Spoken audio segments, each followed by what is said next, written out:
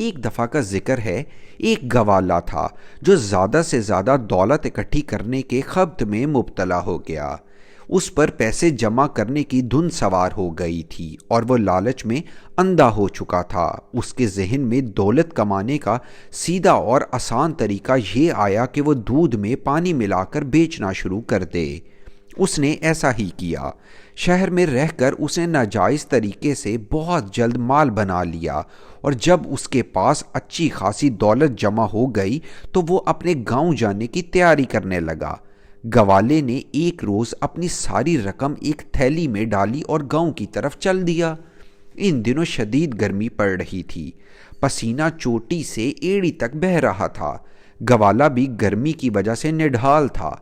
اس کے راستے میں ایک دریا پڑا تو اس نے نہانے کا ارادہ کیا اور پیسوں کی تھیلی ایک درخت کے نیچے رکھ کر دوسرے کی نظر میں آنے سے چھپانے کی غرض سے اس پر کپڑے ڈال دیے۔ اس طرف سے مطمئن ہونے کے بعد اس نے لنگوٹ کس لیا اور پانی میں کود پڑا۔ گوالا جس علاقے میں نہانے کے لیے رکا تھا وہاں بندر بہت زیادہ پائے جاتے تھے۔ اتفاق سے ایک بندر اسی درخت پر بیٹھا ہوا تھا جس کے نیچے گوالے نے پیسوں کی تھیلی رکھ کر اس پر کپڑے رکھ دیے تھے۔ اس بندر نے سارا ماجرا دیکھ لیا تھا۔ بندر بہت شرارتی تھا۔ اس نے گوالے کو دریا میں نہاتے دیکھا تو درخت سے اترا اور روپیوں کی تھیلی اٹھا کر درخت کی سب سے اونچی شاخ پر جا بیٹھا۔ گوالا پانی سے نکلا تو اس کی نظر بندر پر پڑی جس کے پاس رقم والی تھیلی تھی۔ اس نے بندر کو ڈرانے کی کوشش کی کہ کسی طرح وہ تھیلی نیچے پھینک دے، لیکن بندر اسے ذرا بھی نہ گھبرایا۔ اس نے تھیلی کھولی اور روپے ایک ایک کر کے ہوا میں اڑانے لگا۔ کچھ زمین پر اور کچھ دریا میں گرنے لگے۔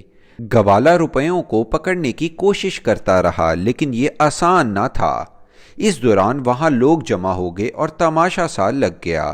ان میں وہ لوگ بھی تھے جو اس گوالے کی بے ایمانی سے واقف تھے۔ انہوں نے جب گوالے کو یوں روتا پیٹتا دیکھا تو کہنے لگے، دودھ کا دودھ اور پانی کا پانی ہو گیا۔